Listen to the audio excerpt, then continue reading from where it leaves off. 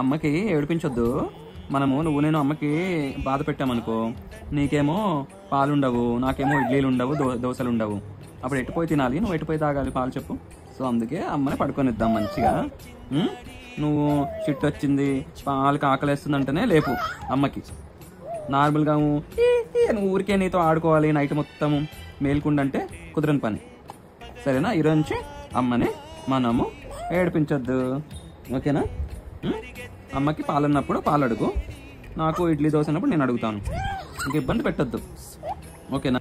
నేను సైడ్స్కి వెళ్ళాక నువ్వు అమ్మని ఏడిపించొద్దు, ఓకేనా?